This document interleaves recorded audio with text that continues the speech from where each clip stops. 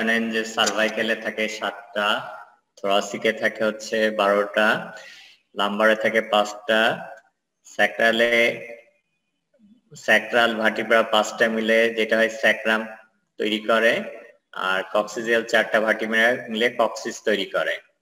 এখন এই ভার্টিব্রা গুলো যেটা নামকরণের ক্ষেত্রে যেটা হচ্ছে যে ইউজুয়ালি যেটা হচ্ছে যে 1 নম্বর এবং 2 নম্বর সার্ভাইকাল ভার্টিব্রাকে আলাদা নামকরণ করা হয়, বাকি অন্যান্য ভার্টিব্রা গুলোকে শুধুমাত্র সংখ্যার উপর ভিত্তি করে নামকরণ করা হয়।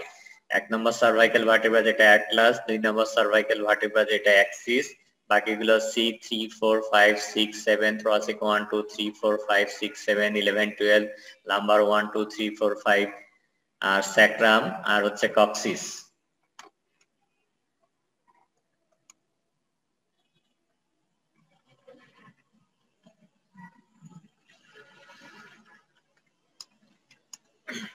এখন যে ভার্টিব্রা গুলো যেটা আছে যে রিজন ওয়াইজ যেগুলো সার্ভাইকেল, থোরাসিক, লাম্বার, স্যাক্রাল এবং কক্সিস।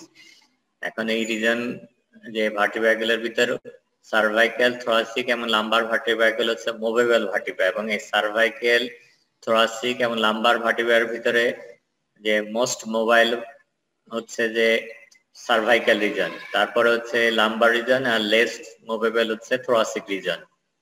এবং স্যাক্রাম এবং কক্সিজিয়াল ভার্টিব্রাতে কোনো মুভমেন্ট হয় না, যে একটা ভার্টিব্রা এবং আরেকটা ভার্টিব্রার মাঝখানে ইন্টারভার্টিব্রাল ডিস্কের কথা বলা হয়েছে। সংখ্যার দিকে টোটাল ইন্টারভার্টিব্রাল ডিস্ক থাকে হচ্ছে 23, কারণ 1 নম্বর এবং 2 নম্বর সার্ভাইকাল ভার্টিব্রার মাঝখানে কোনো ইন্টারভার্টিব্রাল ডিস্ক থাকে না, স্যাক্রাল ভার্টিব্রার মাঝখানে কোনো ইন্টারভার্টিব্রাল ডিস্ক থাকে না, কক্সিজের মাঝখানে কোনো ইন্টারভার্টিব্রাল ডিস্ক থাকে না।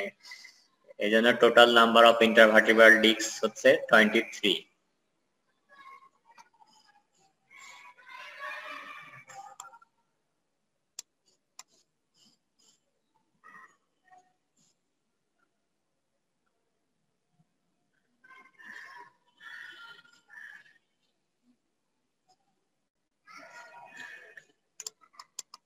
মানে এই সার্ভেকে যে ভার্টিব্রা গুলোর জেনারেল স্ট্রাকচার, যেটা অলমোস্ট প্রত্যেকটা ভার্টিব্রারই কমন কিছু ফিচার থাকে, এর বাইরে কিছু কিছু ভার্টিব্রা, কিছু কিছু রিজনের ভার্টিব্রার স্পেশাল কিছু ফিচার থাকে যেগুলো একটা ভার্টিব্রাকে আরেকটা ভার্টিব্রার থেকে ডিফারেন্সিয়েট করতে সাহায্য করে।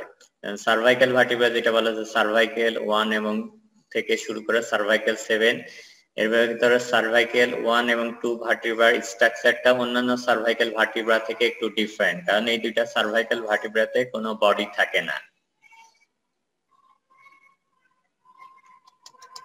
Cervical vertebra form framework of the neck region, এটা সাপোর্ট দা স্কাল, এটা অন্যান্য বডি যে অন্যান্য রিজনের যে ভার্টিব্রা গুলো থাকে সেই ভার্টিব্রা গুলো থেকে একটু ডিফারেন্ট সাইজের হয়, একটু ছোট সাইজের হয়, এবং এটা হচ্ছে গুরুত্বপূর্ণ যেটা অন্য ভার্টিব্রাতে এই বিশেষ স্ট্রাকচারটা অন্য ভার্টিব্রাতে থাকে না, যে presence of foramen in each transverse process, যে সার্ভাইকাল ভার্টিব্রার দুই পাশে যে ট্রান্সভার্স প্রসেস থাকে সেই ট্রান্সভার্স প্রসেসে ফোরামেন থাকে, যে ফোরামেনের নাম হচ্ছে ফোরামিনা ট্রান্সভার্সারিয়াম অথবা ট্রান্সভার্স ফোরামেন অনেকে বলে, কিন্তু এটা ল্যাটিন অথবা যে গ্রিক শব্দে যেটা বলা হয় সেটা হচ্ছে ফোরামিনিয়া ট্রান্সভার্সারিয়াম। এবং এই ট্রান্সভার্স ফোরামেন দিয়ে একটা ইম্পর্টেন্ট স্ট্রাকচার পাস করে, যে স্ট্রাকচারের নাম হচ্ছে ভার্টিব্রাল আর্টারি। ভার্টিব্রাল আর্টারির নাম তো শুনছেন?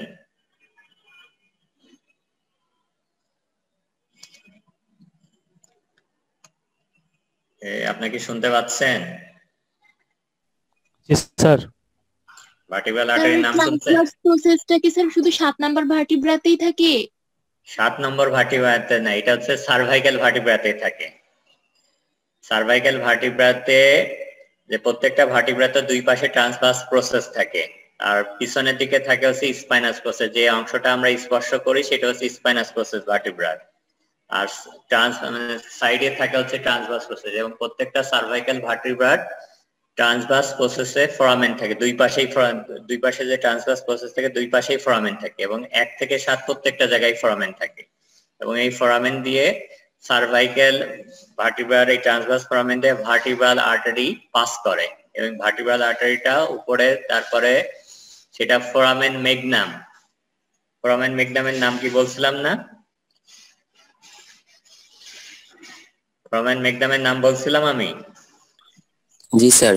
জি স্যার। যেটা হচ্ছে যে বেজ অফ দি স্কেলে যে বোনসটা থাকে, যে অক্সিপিটাল বোনস, ওখানে একটা ফোরামেন থাকে, ফোরামেন মেগনাম, যে ফোরামেন দিয়ে দুই পাশ থেকে দুইটা ট্রান্সভার্স প্রসেস দিয়ে যে ভার্টিব্রাল আর্টারিটা উপরের দিকে উঠলো, তারপরে এটা ফোরামেন মেগনামে ঢোকার পরে এটা ফিউজ হয়ে ব্যাজিলার আর্টারি তৈরি করে, তারপরে এটা ব্রেনকে সাপ্লাই করে।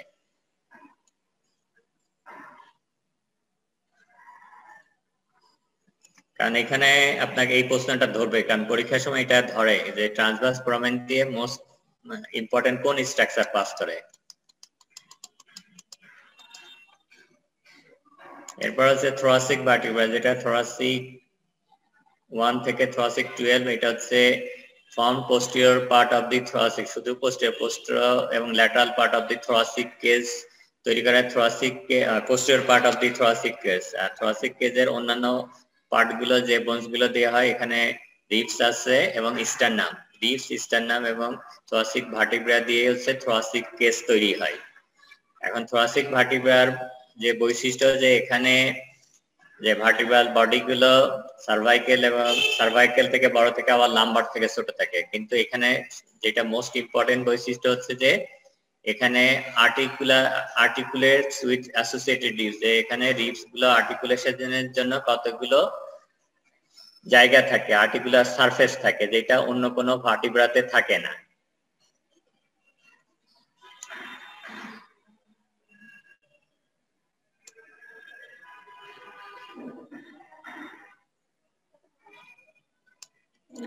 লাম্বার ভার্টিব্রা, যেটা লাম্বার 1 থেকে lumber 5, form skeletal support for posterior abdominal ওয়াল, কারণ অ্যাবডোমিনাল সাইডে এবং সামনের দিকে কোনো বনি স্ট্রাকচার থাকে না, এখানে সফট স্ট্রাকচার থাকে। এবং এই লাম্বার ভার্টিব্রা গুলো আকৃতিতে যে সার্ভাইকেল এবং থোরাসিক ভার্টিব্রা থেকে একটু বড় থাকে। আর sacrum vertebra, fusion of 5 sacral bones that articulates with lumbar side at lumbosacral joints, articulates laterally with pelvic bone at the sacroiliac joint, যেটা এসআই জয়েন্ট নামে পরিচিত, যেটা হচ্ছে যে স্যাক্রামের সাথে হচ্ছে যে হিপ বোনের ইলিয়াম যুক্ত হয়ে স্যাক্রোইলিয়াক জয়েন্ট তৈরি করে। এটা form posterior wall of the lower abdominal and pelvic cavity. আর কক্সিস হচ্ছে fusion of the 5 coccyx bones, এটা ইমুভেবল বোনস, যেটা সিনোস্টোসিস বলা হয়, এটা form part of the pelvic cavity.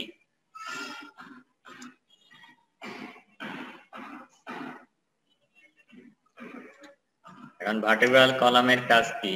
যে ভার্টিব্রাল কলাম গুলোর মেইন কাজ হচ্ছে যে maintain balance in upright position. এটা হচ্ছে one of the most important কাজ, যে আপনি যখন আপরাইট হবেন তখন আপনার ভারসাম্য রক্ষা করার জন্য ভার্টিব্রাল কলাম গুলো কাজ করে। ভার্টিব্রাল কলামের যে কার্ভেচার গুলো থাকে, সেই কার্ভেচার গুলো এটার ক্ষেত্রে গুরুত্বপূর্ণ ভূমিকা পালন করে ব্যালেন্স মেইনটেইনের ক্ষেত্রে। যদি কোনো কারণে কার্ভেচার গুলো নষ্ট হয়ে যায়, সেক্ষেত্রে অনেক সময় ব্যালেন্সের সমস্যা হতে পারে। তারপর হচ্ছে vertebral column supports the head, enclose and protect the spinal cord. যেহেতু ভার্টিব্রাল মানে ভার্টিব্রার ভিতরে যে ফোরামেন থাকে, ভার্টিব্রাল ফোরামেন, যেটা অনেক সবগুলো ভার্টিব্রাল ফোরামেন হয়ে যে স্ট্রাকচার তৈরি করে, যেটা নাম হচ্ছে ভার্টিব্রাল ক্যানাল, যেখানে স্পাইনাল কর্ড থাকে, সেই স্পাইনাল কর্ডটাকে সব দিক দিয়ে প্রোটেক্ট করে হচ্ছে ভার্টিব্রাল কলাম। তারপর permits movement, move forward, backward, sideway and rotate, যে ভার্টিব্রাতে একটা ভার্টিব্রা আরেকটা ভার্টিব্রার সাথে যুক্ত হচ্ছে, সেটা ইন্টারভার্টিব্রাল ডিস্ক দিয়ে, আবার পিছনের দিকে একটা ভার্টিব্রার আর্টিকুলার ফ্যাসেটের সাথে আরেকটা ভার্টিব্রার আর্টিকুলার ফ্যাসেট মিলে ফ্যাসেট জয়েন্ট তৈরি করতেছে। সেইগুলো সবগুলো এই জয়েন্ট গুলোর মাধ্যমেই আমরা ভার্টিব্রার বিভিন্ন মুভমেন্ট গুলো করে থাকি, যেটা সামনের দিকে ঝুঁকা, পিছনের দিকে বাঁকা হওয়া, সাইডের দিকে বাঁকা হয়, সবগুলো মুভমেন্ট গুলো করা সম্ভব হয়। তারপর অ্যাবজর্ব শকস ডিউরিং ওয়াকিং, তারপর serve as a point of attachment for the ribs, pelvic girdle and muscles of the back and upper limbs.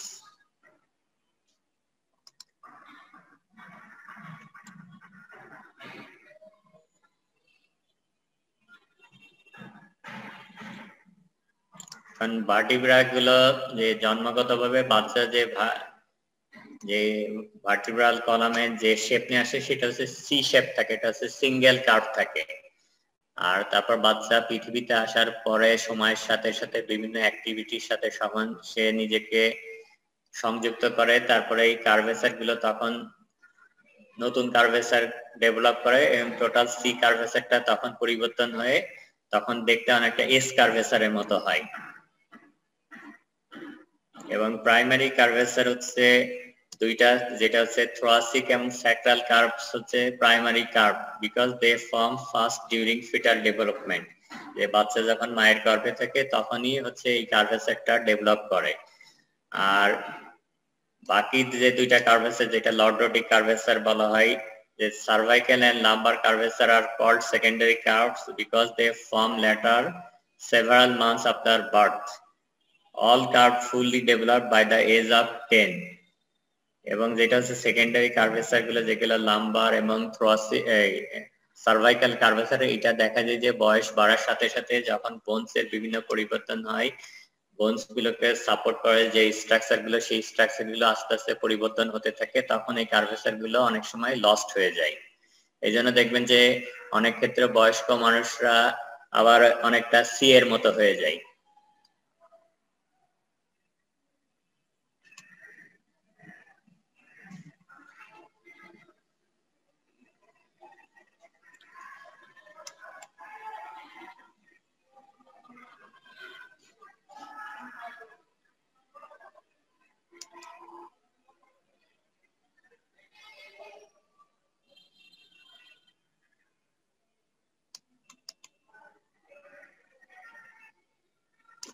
এখানে কার্ভেচারের ছবিগুলো দেওয়া আছে, যেটা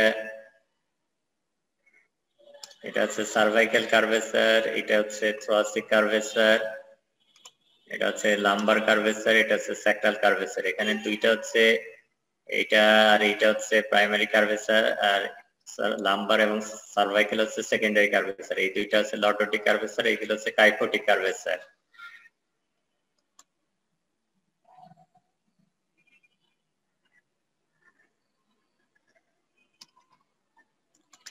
এখন নরমালি যে কার্ভেচার গুলো যে ডেভেলপ করে, সেই কার্ভেচার গুলো যে ফাংশন ইনক্রিজেস স্ট্রেংথ, যে ভার্টিব্রাল কলামের স্ট্রেংথ বাড়ায়, help maintain balance in the upright position, absorb shock during walking, help protect the vertebra from the fracture.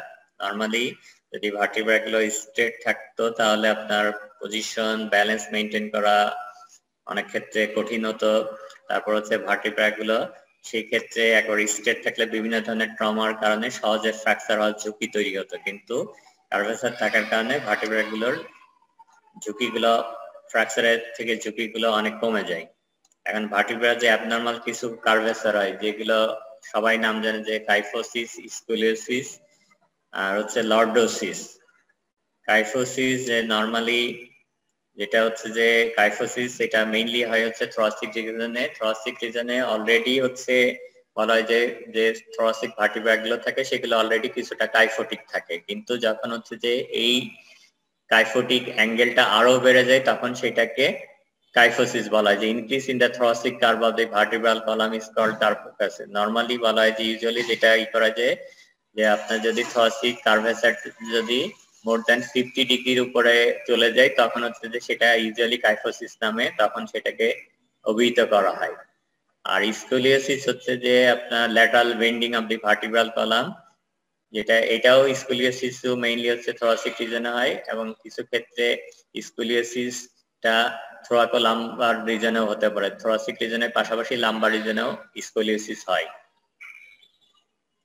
R lordosis usually যেটা বেশিরভাগ ক্ষেত্রে দেখা যায় এটা লাম্বার রিজনে হয়, যে এটা লাম্বার রিজনটা তখন দেখা যায় যে পেটটা সামনের দিকে আরো স্ফীত হয়ে যায় এবং পিছনের দিকে লাম্বার ভার্টিব্রার ওখানে গ্যাপের মতো তৈরি হয়, হোলের মতো তৈরি হয়, ওখানে গ্যাপ তৈরি হয়। এবং বিশেষত কমন একটা কন্ডিশনে, যে বিশেষত যাদের ওজন অনেক বেশি থাকে, স্বাস্থ্য অনেক ভালো থাকে, তাদের এই লর্ডোসিস দেখা যায়। তারপর প্রেগন্যান্সি পিরিয়ডে মহিলাদের ক্ষেত্রে এই লর্ডোসিস ডেভেলপ করে।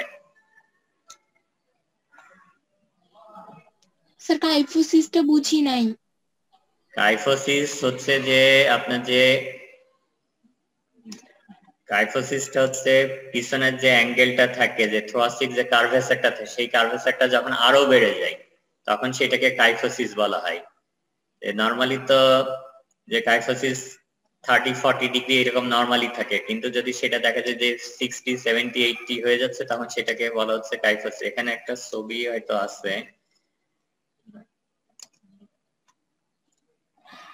কাইফোসিস যেটাকে সবাই অনেকে দেখবেন যে কুজের মতো হয়ে যায় পিঠের দিকে, এইটা হচ্ছে নরমালি আপনার থোরাসিক ভার্টিব্রা কিছুটা কাইফোটিক থাকে, এবং এটা হচ্ছে যে যখন এটা বেশি হয়ে যায় তখন এই কন্ডিশনটাকে কাইফোসিস বলা হয়। যে নরমালি এটা বলা হয় যে 30-40 ডিগ্রি পর্যন্ত এটা নরমালি থাকে, কিন্তু যদি দেখা যায় 60-70-80 হয়ে যাচ্ছে তখন এটা একবার প্রমিনেন্ট পিঠের উপরে মনে হয় কুজের মতো কোনো একটা স্ট্রাকচার দেখা যায়, এরকম দেখা যায়।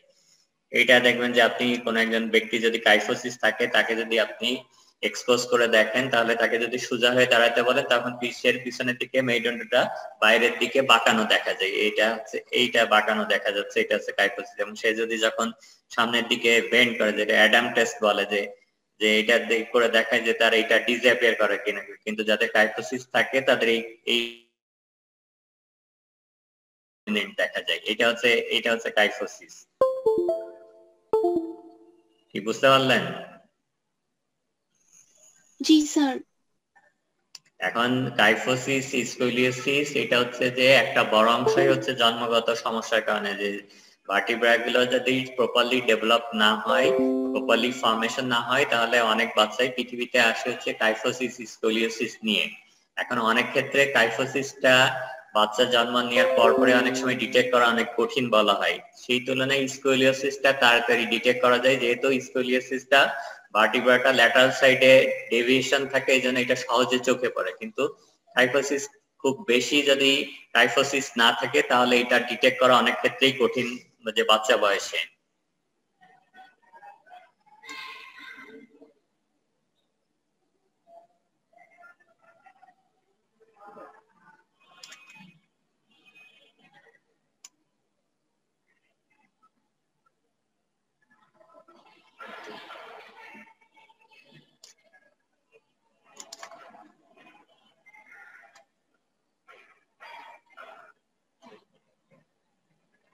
এটা হচ্ছে এটা হচ্ছে স্কলিওসিসের ছবি। স্কলিওসিসটা খুব সহজে ক্লিয়ার কাট বোঝা যায়। যে স্কলিওসিসটা হচ্ছে যে আপনার ভার্টিব্রাল কলামটা যখন এক সাইডে ডেভিয়েশন হয়ে যাবে মিডলাইন থেকে, তখন সেটা স্কলিওসিস। এবং স্কলিওসিসও বলা হচ্ছে যে, বলছিলাম যে মেইনলি হচ্ছে থোরাসিক রিজন হয়, কিন্তু স্কলিওসিস অনেকের সি শেপ স্কলিওসিস হয় যেটা থোরাসিক রিজন হয়, আবার অনেকের এস শেপ স্কলিওসিস থাকে যেটা থোরাসিক এবং লাম্বার রিজন দুইটাতেই হয়। আবার অনেকে এমন এই থোরাসিক এই স্কুলিওসিস অনেক সময় স্ট্রাকচারাল অ্যাবনরমালিটি ছাড়াও অনেক সময় স্কুলিওসিস ডেভেলপ করতে পারে। যেমন কারো যদি বলা হয় যে লিম্বের লেন্থের সমস্যা থাকে অথবা ইন্টারভার্টিব্রাল ডিস্কের সমস্যা থাকে, তাহলে তারপর আবার অনেকের আছে যে আপনার হচ্ছে যে পেটের বিভিন্ন সমস্যার কারণেও এই স্কলিওসিস ডেভেলপ করতে পারে। সেটা আবার ওই ধরনের কন্ডিশন গুলোকে ট্রিট করলে আবার স্কলিওসিসটা কারেকশন হয়ে যায়। কিন্তু যে স্কলিওসিস গুলো ডেভেলপমেন্টালি হয় অথবা বিভিন্ন রোগের কারণে আপনার ভার্টিব্রা গুলো ক্ষতিগ্রস্ত হওয়ার কারণে হয়, সেই কাইফোসিস স্কলিওসিস গুলো আপনি কারেকশন করা খুব কঠিন। অনেক ক্ষেত্রে বিভিন্ন ধরনের ডিভাইস ব্রেস ইউজ করা হয়, ফিজিক্যাল থেরাপি অন্যান্য করার পরেও দেখা যায় অনেকের কাইফোসিস অথবা স্কলিওসিসটা কারেকশন হয় না, তখন অনেক ক্ষেত্রে অপারেশন করার দরকার হতে পারে।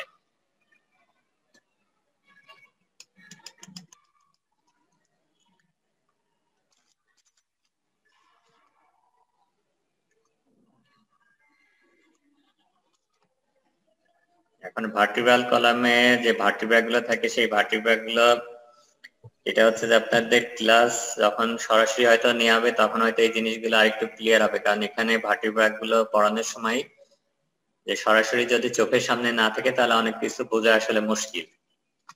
এখন টিপিক্যাল যে ভার্টিব্রা গুলো থাকে, টিপিক্যাল ভার্টিব্রাল বডি থাকে, ভার্টিব্রাল আর্টস থাকে। এখন যে সামনের দিকে যে অংশটা থাকে সেটা হচ্ছে ভার্টিব্রাল বডি, এবং ভার্টিব্রাল বডির পিছনের দিকে থাকে হচ্ছে ভার্টিব্রাল আর্টস, যেখানে পেডিকেলস থাকে, ল্যামিনা থাকে এবং যে প্রসেস থাকে, এখানে ট্রান্সভার্স প্রসেস থাকে, স্পাইনাস প্রসেস থাকে, আর চারটা আর্টিকুলার প্রসেস থাকে।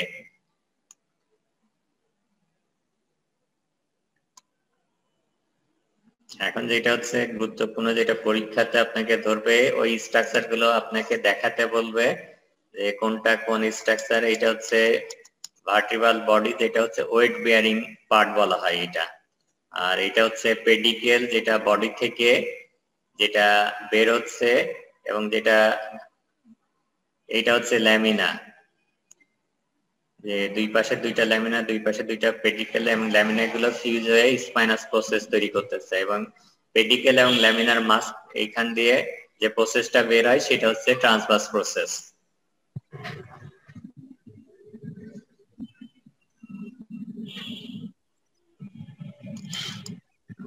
আর এটা হচ্ছে যে আর্টিকুলার যেটা প্রসেস বলা, যেটা প্রত্যেকটা ভার্টিব্রার উপরের দিকে দুইটা আর্টিকুলার প্রসেস থাকে আর নিচের দিকে দুইটা আর্টিকুলার প্রসেস থাকে। যে আর্টিকুলার প্রসেস গুলো, যে এই ভার্টিব্রা, এই আর্টিকুলার প্রসেসটা সুপিরিয়র আর্টিকুলার প্রসেসটা উপরের ভার্টিব্রার ইনফিরিয়র আর্টিকুলার প্রসেসের সাথে মিলিত হয়ে ফ্যাসেট জয়েন্ট তৈরি করবে। আবার নিচে যে আর্টিকুলার প্রসেস আছে সেটা নিচের ভার্টিব্রার সুপিরিয়র আর্টিকুলার প্রসেসের সাথে ফিউজ হয়ে আর্টিকুলেশন হয়ে ফ্যাসেট জয়েন্ট তৈরি করবে।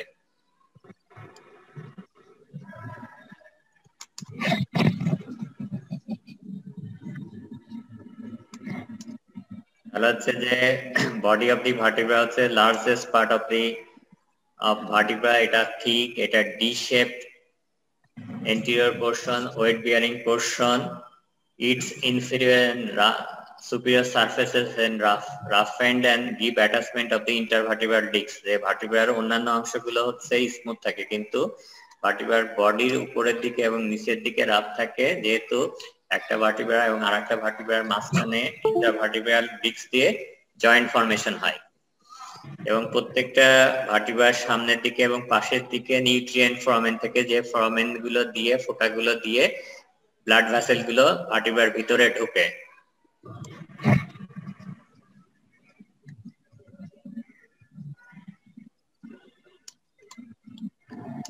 এখন ভার্টিব্রার আরেকটা অংশ ছিল যে ভার্টিব্রাল আর্চ, অথবা যেটা হচ্ছে যে নিউরাল আর্চ বলা হয়। এখন ভার্টিব্রাল আর্চের ভিতরে ছিল পেডিকেল এবং ল্যামিনা। এখন পেডিকেল যেটা হচ্ছে the pedicle project backward from the body to unite with the lamina, এটা হচ্ছে পেডিকেল, এটা ল্যামিনার সাথে ইউনাইট হয়। এবং পেডিকেল আপনারা যেটা যে অনেকের ভার্টিব্রা ফ্র্যাকচার হয়, অনেকের ভার্টিব্রার বিশেষত ভার্টিব্রাল বডি ফ্র্যাকচার হলে তখন অনেককে অপারেশন করার দরকার হয়। প্লেট স্ক্রু, ওখানে এখানে স্ক্রু দিয়ে ভার্টিব্রা প্লেট মানে স্ক্রু গুলো ভার্টিব্রার বডিতে ঢুকায় দেওয়া হয় ভার্টিব্রাকে ফিক্স করার জন্য, এবং এই স্ক্রু গুলো ঢুকানো হয় মেইনলি পেডিকেল দিয়ে। আমি কি বললাম বুঝতে পারলেন?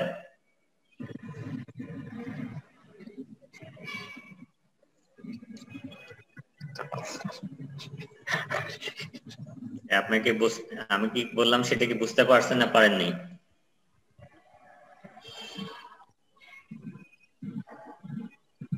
মেরুদণ্ডেরও যে পেডিকেল দিয়ে ঢোকায় স্ক্রু। হ্যাঁ, যেটা হচ্ছে যে সিআরপি তে তো মানে সিআরপি তে তো স্পাইনাল কর্ড ইনজুরি ট্রিটমেন্ট করা হয়, এর বাইরে তো অন্যান্য জায়গায় স্পাইনাল কর্ডের ট্রিটমেন্ট করা হয়। এখন স্পাইনাল কর্ডের পেশেন্টদের অনেকেরই ভার্টিব্রা ফ্র্যাকচার থাকে। কারণ ভার্টিব্রা যদি ফ্র্যাকচার থাকে সেটার ক্ষেত্রে স্টেবিলাইজ করার জন্য ফিক্সেশন করা হয়। এখন ফিক্সেশন করার জন্য কমনলি যে জিনিসগুলো ইউজ করা হয় সেটা হচ্ছে স্ক্রু ব্যবহার করা হয় আর রড ইউজ করা হয়। এখন স্ক্রু গুলো যেগুলো ঢোকানো হয় সেগুলো হচ্ছে এই পেডিকেলের ছায়া, মানে এগুলো হচ্ছে এই দিক দিয়ে ঢোকানো। এখানে আপনাকে যে পিছনের পার্টটা এক্সপোজ করা হয়, তারপর এক্সপোজ করার পরে এইখান দিয়ে হচ্ছে যে এই পেডিকেলের ভিতর দিয়ে স্ক্রু ঢোকায়, এটা বডির ভিতরে স্ক্রুর অংশগুলো বডির ভিতরে ঢোকায় দেওয়া হয় পেডিকেল দিয়ে। এবং তারপরে যে আপনি ধরেন 2, 3, 4টা স্ক্রু দুই পাশেই স্ক্রু গুলো লাগানো হয়। সাধারণত এক পাশে স্ক্রু লাগানো হয় না, দুই পাশের পেডিকেল দিয়ে স্ক্রু গুলো লাগানো হয়। তারপরে স্ক্রু গুলো ধরে রাখার জন্য রড ইউজ করা হয়, এবং দুইটা রডকে আবার ধরে রাখার জন্য দুইটা রডের মাঝখানে আবার পার্ট দিয়ে দেওয়া হয়, ট্রান্সভার্স পার্ট দিয়ে আটকায় দেওয়া হয়।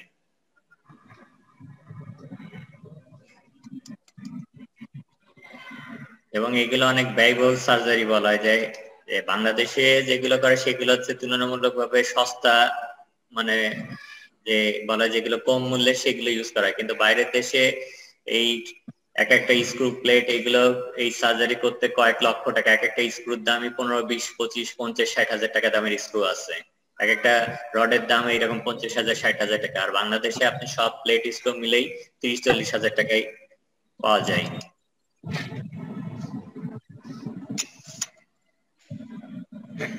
এখন পেডিকেলের ভিতরে যেটা আছে যে পেডিকেলের উপরের দিকে কনকেভিটি থাকে, যেখানে খাজের মতো থাকে। পেডিকেলের উপরের দিকে থাকে, আবার পেডিকেলের নিচের দিকে থাকে, এবং উপরের পেডিকেলের যে কনকেভিটি তার উপরে যে ভার্টিব্রার যে নিচের যে কনকেভিটি সেটা মিলে যে স্ট্রাকচারটা তৈরি করে সেটার নাম হচ্ছে ভার্টিব্রাল ফোরামিনা।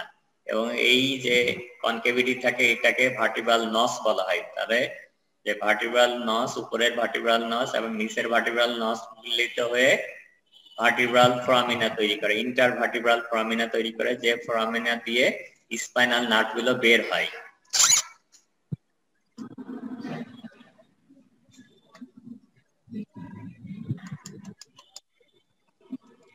এটা কিন্তু পরীক্ষাতে এটা সহজ করছে না, অনেকেরই মনে থাকে, কিন্তু অনেকে এত বেশি উত্তেজিত থাকে অথবা অ্যাংশাস থাকে যে এই সহজ জিনিসটা বলে দেয় যে ইন্টার ভার্টিব্রাল ফোরামেন দিয়ে কি স্ট্রাকচার পাস করে, সেটা অনেক কিছু পাস করে, কিন্তু মেইনলি আপনাকে বলতে হবে স্পাইনাল নার্ভ। মনে থাকবে তো?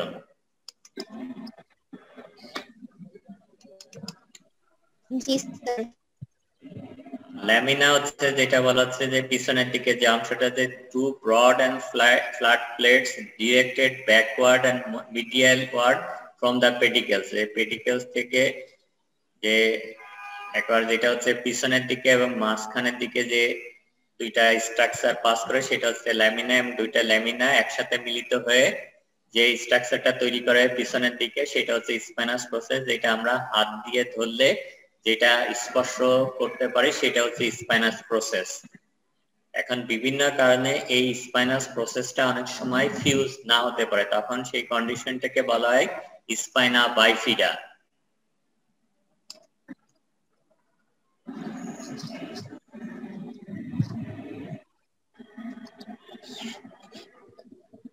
স্পাইনা বাইফিডার কথা এটা একটু মনে রাখতে হবে, কারণ এটা হচ্ছে যে বাচ্চারা যে মাস্কুলোস্কেলেটাল যে কনজেনিটাল অ্যাবনরমালিটিস নিয়ে পৃথিবীতে আসে তার ভিতরে one of the most common congenital abnormalities হচ্ছে স্পাইনা বাইফিডা, এবং যেটার কারণে অনেক বাচ্চার নিউরোলজিক্যাল ডেফিসিট থাকে, যেটা খুব যদি আর্লি ট্রিটমেন্ট করা সম্ভব হয় তাহলে হয়তো ইমপ্রুভমেন্ট করতে পারে, আর অনেক ক্ষেত্রে ট্রিটমেন্ট করার পরেও অনেক বাচ্চার কোনো ইমপ্রুভমেন্ট হয় না। এখন ভার্টিব্রাল পেডিকেল ল্যামিনাসরা প্রসেস থাকে 7টা, যেটা বলা আছে দুইটা ট্রান্সভার্স প্রসেস থাকে, একটা স্পাইনাস প্রসেস থাকে, আর 4টা আর্টিকুলার প্রসেস থাকে।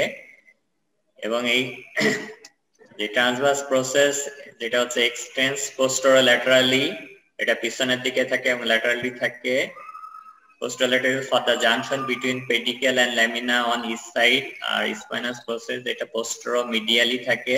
A single spinous process project posteriorly from the junction of the lamina, এবং এই spinous process এবং transverse process এই প্রসেস গুলোতে মাসেল অ্যাটাচ থাকে।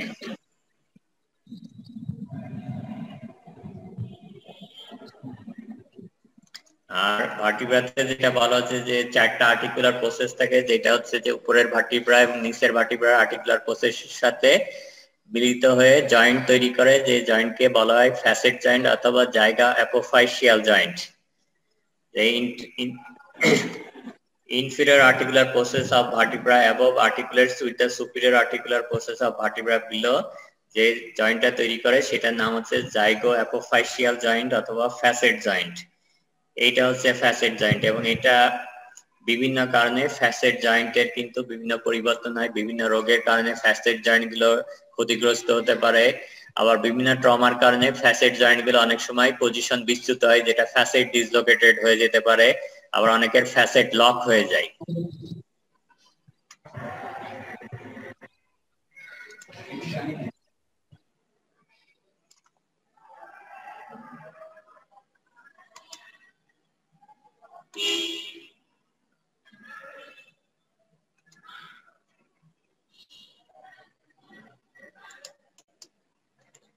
এখন ইন্টারভার্টিব্রাল ডিস্কের কথা আগে বলছেন যে সংখ্যায় ইন্টারভার্টিব্রাল ডিস্ক হচ্ছে 23টা থাকে, যে সার্ভাইকেল 1 এবং 2 এর মাঝখানে কোনো ইন্টারভার্টিব্রাল ডিস্ক থাকে না। তারপরে স্যাক্রাল যে ভার্টিব্রা গুলো থাকে সেখানে কোনো ইন্টারভার্টিব্রাল ডিস্ক থাকে না। কক্সিজিয়াল ভার্টিব্রার মাঝখানে কোনো ইন্টারভার্টিব্রাল ডিস্ক থাকে না, এবং স্যাক্রাম এবং কক্সিসের মাঝখানে কোনো ইন্টারভার্টিব্রাল ডিস্ক থাকে না। এখন যে ইন্টারভার্টিব্রাল ডিস্ক যেটা যে দুইটা ভার্টিব্রাল বডির মাঝখানে কি বলতেছেন কিছু? স্যার লাম্বার আর স্যাক্রামের মাঝে কি স্যার লাম্বার আর স্যাক্রামের মাঝে কি ইন্টারভার্টিব্রাল ডিস্ক থাকে? লাম্বার এবং স্যাক্রামের মাঝখানে থাকে, স্যাক্রাম এবং কক্সিসের মাঝখানে থাকে না।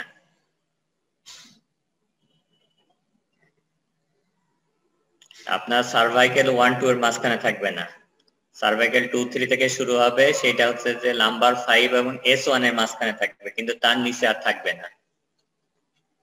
ক্লিয়ার?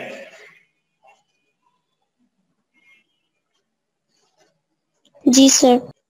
এবং মানুষের যে ডিস্ক পোলাসের কথা শুনছেন, যে পোলাস লাম্বার ইন্টারভার্টিব্রাল ডিস্ক নামে একটা কন্ডিশন আছে, যেটা হচ্ছে সিরিয়াস কন্ডিশন বলা হয়। যে অনেক পেশেন্ট আছে যাদের low back severe low back pain থাকে ডিউ টু ডিস্ক পোলাপস, এবং এই ডিস্ক পোলাপসের কারণে অনেকের নিউরোলজিক্যাল ডেফিসিট তৈরি করে, এবং সেইটা কমন দুইটা জায়গায় হচ্ছে এই ডিস্কটা পোলাপস হয়। একটা হচ্ছে লাম্বার 4 5 এর মাঝখানে যে ডিস্কটা থাকে সেটা পোলাপস হয়, অথবা লাম্বার 5 অথবা S1 এ লাম্বার 5 এবং S1 এর মাঝখানে যে ইন্টারভার্টিব্রাল ডিস্কটা থাকে এটা পোলাপস হয় বেশি, মানে লাম্বার 4 5 এবং লাম্বার 5 S1 এই দুইটা ডিস্ক হচ্ছে সবচেয়ে বেশি পোলাপস হয় মানুষের।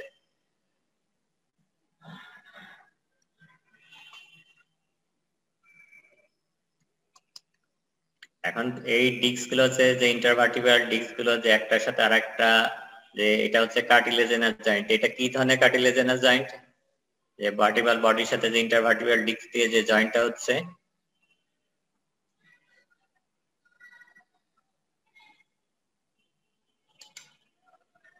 ভার্টিব্রাল বডির সাথে একটা ভার্টিব্রাল বডি আরেকটা ভার্টিব্রাল বডির সাথে যুক্ত হয়ে যে ডিস্কটা, যে সেকেন্ডারি কার্টিলেজেনাস জয়েন্ট। হ্যাঁ, মানে একটা ভার্টিব্রাল বডির সাথে আরেকটা ভার্টিব্রাল বডি মাঝখানে ইন্টারভার্টিব্রাল ডিস্ক দিয়ে যে জয়েন্টটা হচ্ছে সেটা কি ধরনের জয়েন্ট? এটা কি ফাইব্রাস, কার্টিলেজেনাস না সাইনোভিয়াল জয়েন্ট?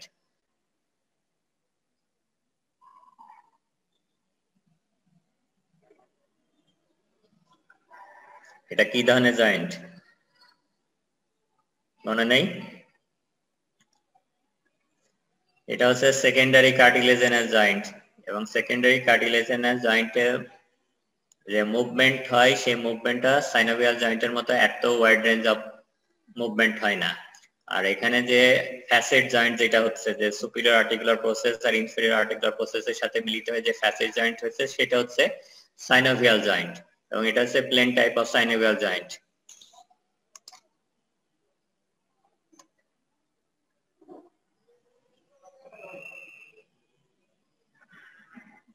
এখন ইন্টারভার্টিব্রাল ডিস্কের যে স্ট্রাকচার গুলো পরীক্ষাতে অনেক সময় ধরা হয় যে ইন্টারভার্টিব্রাল ডিস্কের বাইরের দিকে থাকে হচ্ছে অ্যানুলাস ফাইব্রোসাস আর ভিতরের দিকে থাকে হচ্ছে নিউক্লিয়াস পালপোসাস। যে এই অ্যানুলাস ফাইব্রোসাসটা হচ্ছে ফাইব্রোকার্টিলেজ। এই vertebral disc consist of, 1 minute আছে আমি বের হয়ে আবার ঢুকতেছি।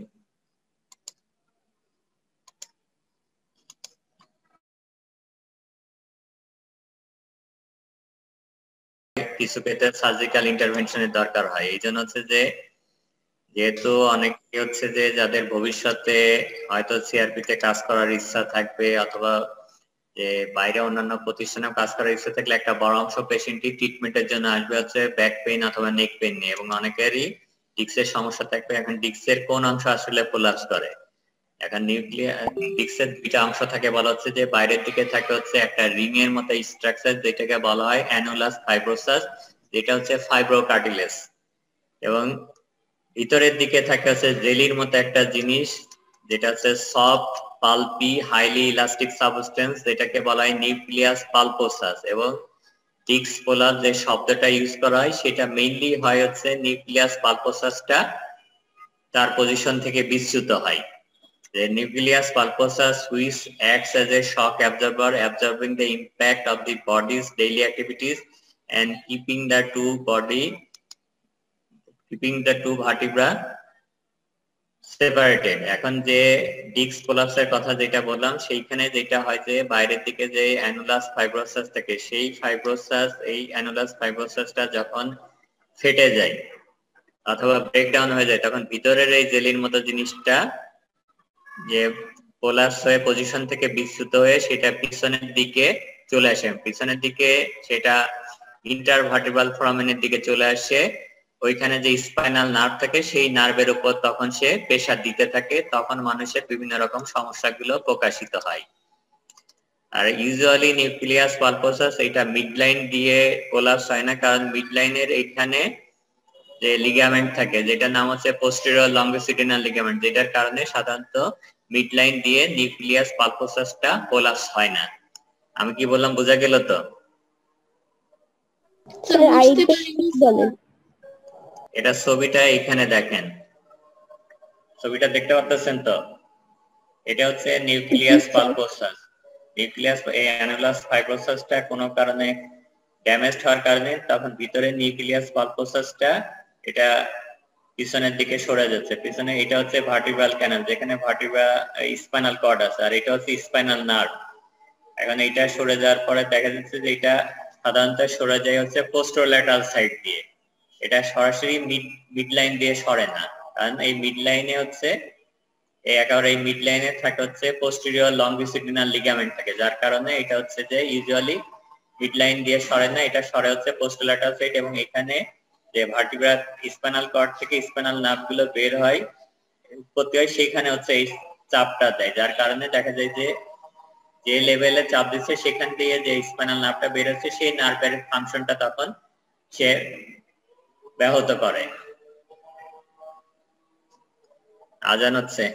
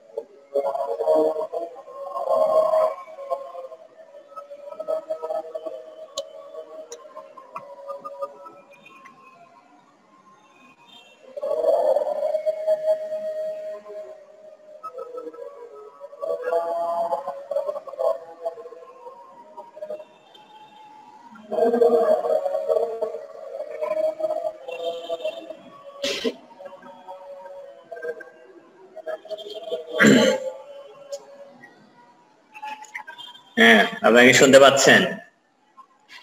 জি স্যার। এখন এই ডিস্ক কোলাপস নিয়ে কোনো কোশ্চেন আছে কিনা বলেন, কারণ এটা হচ্ছে কমন, কারণ যখনই এটা তো আপনি যখন third year fourth year second year উঠবেন তখন তো আপনাদের এমনি প্লেসমেন্ট হবে তখন, কিন্তু এটা হচ্ছে যে ফার্স্ট ইয়ারের পরীক্ষার সময় কিন্তু এই ধরনের প্রশ্ন যে ইন্টারভার্টিব্রাল ডিস্কের স্ট্রাকচার ধরতে পারে কি কি আছে এবং ডিস্ক প্রোলাপস সাধারণত কোন দিকে হয়। এখন ডিস্ক প্রোলাপসে তাহলে এটা মনে থাকবে যে ডিস্ক প্রোলাপস ইউজুয়ালি হয় হচ্ছে পোস্টেরোল্যাটারাল সাইডে, সাধারণত মিড লাইনে হয় না, কিন্তু মিড লাইনে যে হবে না এরকম না, হতে পারে, এবং সেই ক্ষেত্রে হচ্ছে ঝুঁকিটা আরো বেশি তৈরি হবে যদি এটা কারো সার্ভাইকেল অথবা যে থোরাসিক অথবা আপার লাম্বার ডিস্ক প্রোলাপস হয়, তাহলে কিন্তু স্পাইনাল কর্ড তখন কম্প্রেশন হতে পারে তখন, কারণ মাঝখানে তো এই মাঝখান বরাবর যদি ডিস্কটা প্রোলাপস হয় যেখানে স্পাইনাল কর্ড থাকে সেখানে সরাসরি স্পাইনাল কর্ডের উপর প্রোলাপস করবে, চাপ দিবে, তখন হচ্ছে যে স্পাইনাল কর্ডের কাজগুলো ঠিক মতো করতে পারবে না। আবার লোয়ার লাম্বার ভার্টিব্রাতে যদি ডিস্ক প্রোলাপস হয় তখন সেটা কটাইকুইনা, কটাইকুইনার নাম শুনছেন তো, যে স্পাইনাল কর্ড থেকে একগুচ্ছ নার্ভ ফাইবার বের হয় যেটাকে বলা হয় কটাইকুইনা, তখন সেগুলো কটাইকুইনার উপর চাপ দিতে থাকে যদি সরাসরি মিড লাইনের উপরে মিড লাইন দিয়ে এই ডিস্কটা প্রোলাপস হয়। এখন এই ডিস্ক গুলো হচ্ছে যেটা সমস্যা হচ্ছে যে সময়ের সাথে সাথে বয়সের সাথে সাথে ডিস্ক গুলো কিন্তু ডিজেনারেশন হতে থাকে, ডিস্ক গুলো পরিবর্তন হতে থাকে, ডিস্ক গুলার ভিতরে যে বিশেষত নিউক্লিয়াস ফাইব্রোসাস এর যে কম্পোজিশন সেই কম্পোজিশন গুলো চেঞ্জ হতে থাকে, ওখানে যে সফট যে ওয়াটার থাকে কন্টেন্ট থাকে সেগুলোর পরিমাণ কমে যেতে থাকে, এটা হার্ড হতে থাকে, এটা হাইটটা কমে যেতে থাকে, এবং বয়সের সাথে সাথে কিন্তু মানুষের ভার্টিব্রাল হাইটও কমে যেতে থাকে, যার কারণে দেখা যায় অনেক সময় বয়স্ক মানুষরা দেখা যায় যে তার অ্যাডাল্ট বয়সে যে হাইট ছিল সেই হাইটটা থেকে কিছুটা হচ্ছে কম থাকতে পারে। A narrowing of the discs and compression of the vertebra result in a decrease in the height with age. এখন নরমালি যেটা হচ্ছে যে এখানে আরেকটা কোশ্চেন যে ডিস্ক গুলো অনেক সময় যদি তার পজিশন থেকে বিচ্যুত হয় যেটাকে ডিস্ক হার্নিয়েশন অথবা ডিস্ক প্রোলাপস বলা হচ্ছে, সেটার ক্ষেত্রে ট্রিটমেন্টের কনজারভেটিভ ওয়েতে যে বিভিন্ন নিয়ম কানুন মেনে ফিজিক্যাল থেরাপি করে তারপরে বিভিন্ন ওষুধ খেয়ে অনেকে ইমপ্রুভমেন্ট করে, আবার কিছু কিছু পেশেন্টের ক্ষেত্রে ডিস্কটা অনেক বেশি সরে যায় তাদের ক্ষেত্রে অপারেশন করে ডিস্কটাকে ফেলে দিতে হয় যেটাকে বলা হয় ডিস্কেক্টমি। এটা অনেক সময় যে যে একটা দুইটা লেভেলের ডিস্ক ফেলে দিলে সমস্যা হয় না, কিন্তু অনেকগুলো লেভেলে যদি ডিস্ক ফেলে দেওয়ার দরকার হয় তাহলে সেটা ভার্টিব্রাল হাইটের উপরে প্রভাব বিস্তার, ভার্টিব্রাল হাইটটাকে কমায় দিতে পারে। এই জন্য এখনকার দিনে অনেক ক্ষেত্রে intervertebral disk, artificial intervertebral disk পাওয়া যায়, যেটা অনেক ক্ষেত্রে যদি কয়েকটা ইন্টারভার্টিব্রাল ডিস্কটা অপারেশন করতে হয় তাহলে এই ইন্টারভার্টিব্রাল ডিস্কটাকে লাগাই দেওয়া হয় পরবর্তীতে। স্যার ডিস্কগুলো যদি ফেলে দেওয়া হয় তাহলে ভার্টিব্রা দুটোর মধ্যে ঘর্ষণ হয় না? ভার্টিব্রা গুলোর ভিতর ভার্টিব্রাতে তো অনেক বেশি মুভমেন্ট আসলে হয় না, কারণ একটা ভার্টিব্রাতে তো শুধু মুভমেন্ট হয় না, ভার্টিব্রাতে আপনি ভার্টিব্রার মাধ্যমে যে মুভমেন্ট গুলো করতেছেন সেই ভার্টিব্রা গুলো অনেকগুলো ভার্টিব্রা সমন্বিত ভাবেই এই মুভমেন্ট গুলো করতেছে। সাধারণত একটা আবার দুইটা ভার্টিব্রার মাঝখান থেকে ডিস্ক ফেলে দিলে খুব বেশি আপনি অস্বস্তি অথবা পরিবর্তন আপনি বুঝতে পারবেন না, কিন্তু যদি অনেকগুলো ভার্টিব্রার ভিতর থেকে ডিস্ক ফেলে দেওয়া যায় তাহলে আপনার এই যেটা আছে মুভমেন্ট করতে সমস্যা হবে, আপনার শক অ্যাবজর্পশন যেটা বলা হয় যে হাঁটা চলার সময় দৌড়ানোর সময় যে শক অ্যাবজর্পশন হয় সেটা তখন করতে পারবে না, এবং তো এই জন্য হচ্ছে যে তখন হচ্ছে যে যেটা করা হয় মাঝখানে ইন্টারভার্টিব্রাল আর্টিফিশিয়াল ইন্টারভার্টিব্রাল ডিস্কটাকে যুক্ত করে দেওয়া, যেটা বাংলাদেশে আগে করা হতো না, এখন বাংলাদেশেও এটা শুরু হয়েছে।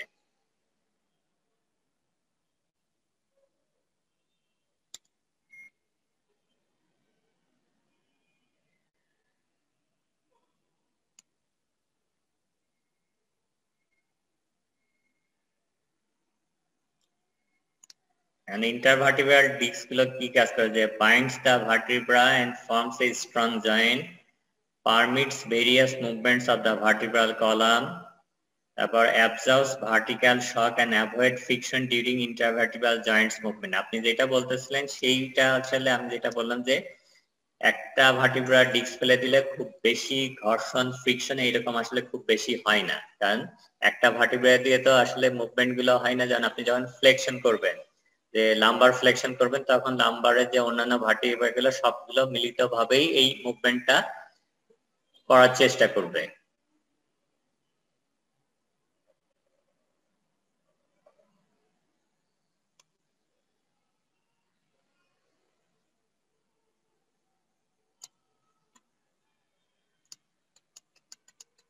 লাস্ট এটা দিয়েছে যে ভার্টিব্রাল ফোরামেন, যে ভার্টিব্রাল ফোরামেন যেটা যে এটা হচ্ছে ভার্টিব্রাল ফোরামেন। আর অনেকগুলো ভার্টিব্রাল যে পুরা ভার্টিব্রার ভিতরে কলামের ভিতরে যে ফোরামেনটা থাকে, যে স্ট্রাকচারটা থাকে, সেটাকে বলা হয় ভার্টিব্রাল ক্যানাল। এই vertebral foramina of all vertebra form the vertebral canal, এবং এই ভার্টিব্রাল ক্যানালে থাকে হচ্ছে স্পাইনাল কর্ড, তারপর স্পাইনাল কর্ড থেকে নার্ভ রুট বের হয়, যে নার্ভ রুট গুলো মিলিত হয়ে স্পাইনাল নার্ভ তৈরি করে। তারপরে স্পাইনাল ম্যানিনজিস থাকে, যেটার ভিতরে ডুরামেটার, অ্যারাকনয়েড মেটার, পায়োমেটার থাকে। তারপরে anterior spinal artery, posterior spinal artery, vertebral venous plexus, fat, এই স্ট্রাকচার গুলো থাকে হচ্ছে ভার্টিব্রাল ক্যানালে।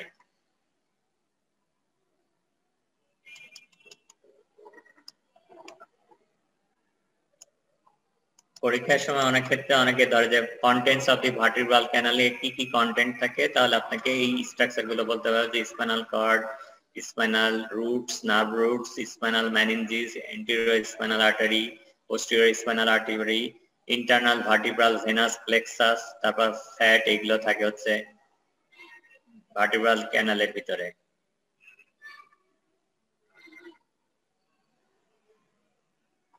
কারো কোনো কোশ্চেন আছে কিনা বলেন?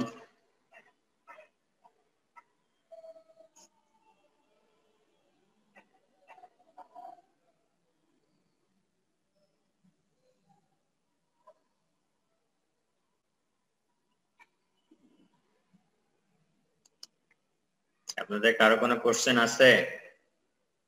না স্যার। যদি কোনো কোশ্চেন না থাকে তাহলে আমি বের হয়ে যাচ্ছি।